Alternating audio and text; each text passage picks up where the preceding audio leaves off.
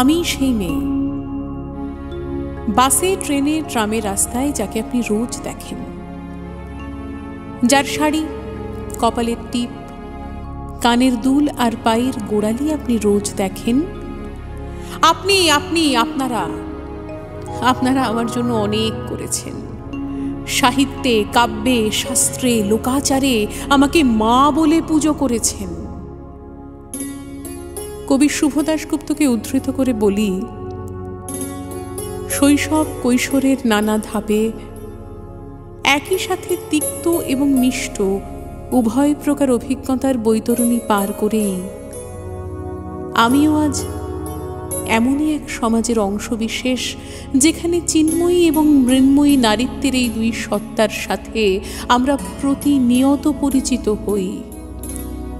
অথচ যে সমাজের কাছে নারীর মৃন্ময়ী রূপ প্রণম্য, সেই সমাজের কাছেই আবার সে চিন্ময়ী রূপে শুধুমাত্র একটি রক্তমাংসের তাল স্বরূপ প্রতি মুহূর্তে অবহেলিত, অপমানিত এবং লাঞ্ছিত হয়ে চলে। প্রাক জন্ম মুহূর্ত থেকেই কন্যা ভ্রূণ হত্যাসম ঘৃণ্য অপরাধের শিকার হয় বহু নারী। আর যে ভ্রূণ পৃথিবীতে ভূমিষ্ঠ হওয়ার অধিকারী হতে পারে, তার জীবন যুদ্ধ চলে আমৃত্যু। কখনো সে শৈশবে বাল্যবিবাহ করতে বাধ্য হয়, আবার কখনো বা কৈশোরে গৃহহিংসার, এমনকি বাহ্যিক সমাজের বিকৃত লালসার শিকার হয়। আর সব বাধা অতিক্রম করে যখন সে যৌবনে পদার্পণ করে, তখন অধিকাংশ ক্ষেত্রেই ঘরে বাইরে সে বৈষম্যের শিকার হয়। কর্মক্ষেত্র থেকে সাংসারিক জীবন, সব জায়গাতেই তার যোগ্যতাকে খাটো করে দেখানোর জন্যে হয় বেতন পার্থক্য, নয়তো উচ্চপদে আসীন না হতে দেওয়া, কিংবা গৃহস্থালির কাজে প্রতি পদে অকর্মণ্য প্রমাণ করার মতো নিম্ন মানসিকতার পরিচয় দেয় আমাদের তথাকথিত পুরুষতন্ত্র। এ সমাজ নিরন্তর সচেষ্ট থাকে যাতে তাদের সৃষ্টি করা একটা নির্দিষ্ট গণ্ডিতে আবদ্ধ রেখে নারীকে সর্বক্ষেত্রে দুর্বল প্রমাণ করা যায়, এবং তার জন্যে গণপরিবহন থেকে সংসদে 33% পর্যন্ত নারীদের জন্য আসন সংরক্ষণের ব্যবস্থা করা থাকে, যা একই সঙ্গে অপমানজনক এবং সুস্পষ্ট বৈষম্যের পরিচায়ক।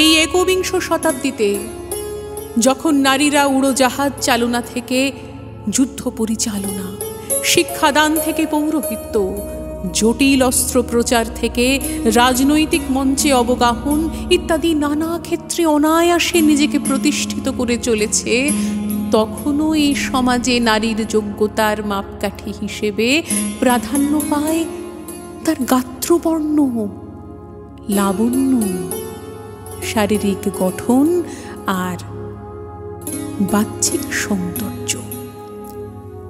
পুরুষতান্ত্রিক সমাজ তাকে আজও নিজেদের যৌনাকাঙ্ক্ষা মেটানোর তথা সন্তান ধারণের এক যন্ত্ররূপে বিবেচনা করে, এবং যে নারী পুরুষের এই অন্যায়ের প্রতিবাদ করে স্রোতের বিপরীতে চলার সাহস দেখায়, তাকে নানা রকম মানসিক, শারীরিক নির্যাতন, এমনকি অকাল মৃত্যুর জন্যেও অহরহ প্রস্তুত থাকতে হয়।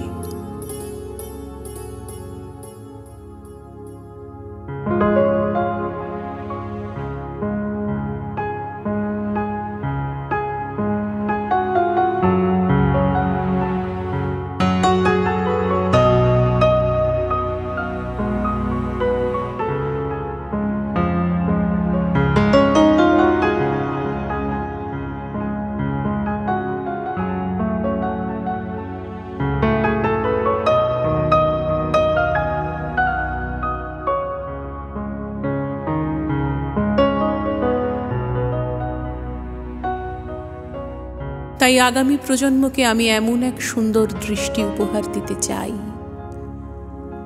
যার মাধ্যমে গুরুত্ব পাবে সাম্য দর্শন।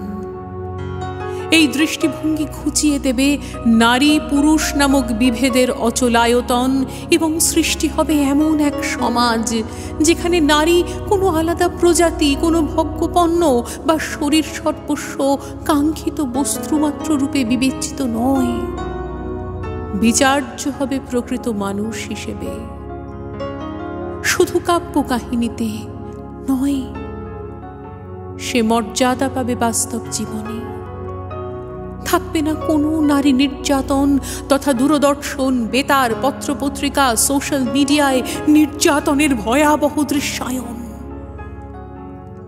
পুরুষ শুধু মৃন্ময়ী মূর্তিকেই করজোড়ে প্রণামের মাধ্যমে শ্রদ্ধা জ্ঞাপন করবে না, বরং প্রতিদিন ঘরে বাইরে প্রতিটি ক্ষেত্রে নারীর সম্মান অক্ষুণ্ণ রাখতে সচেষ্ট হবে সমগ্র সমাজ ব্যবস্থা। শৈশব থেকেই অভিভাবকগণ তাদের সন্তানের মধ্যে কোনো নারী পুরুষ জনিত বিভেদ সৃষ্টি করে দেবেন না, তবেই প্রতিটি নারী এই সমাজে সুরক্ষিত থাকবে। শিক্ষাঙ্গন থেকে কর্মজীবন, পিণ্ডদান থেকে তর্পণ, সর্বত্র থাকবে নারী পুরুষের সমানাধিকার। আসুন না, সব বিভেদ বৈষম্য মুছে নির্দ্বিধায় সকলে একত্রিত হয়ে আমরা এমন একটা সুন্দর সময়ের স্বপ্ন বুনি, যেখানে পুরুষতান্ত্রিক সমাজ হয়ে তার রূপ বদলে হয়ে উঠবে প্রকৃত মানবতান্ত্রিক, এবং সেখানে শুধুমাত্র বছরে নির্ধারিত 15টা দিন নয়, বরং পিতৃপক্ষের প্রতিটা দিনের একটা অংশ হবে দেবীপক্ষ, যাতে আক্ষরিক অর্থেই বাস্তব জীবনে নারী দেবী রূপে বিরাজমান হতে পারে। দুচোখে এমন সমদৃষ্টির স্বপ্ন নিয়েই মানবিকতার ছত্র ছায়ায় আগামীর জন্যে এক বৈষম্যহীন সাম্য দর্শনের অবতারণা করি, গড়ে তুলি এক সুস্থ, স্বাভাবিক এবং সুরক্ষিত সমাজ।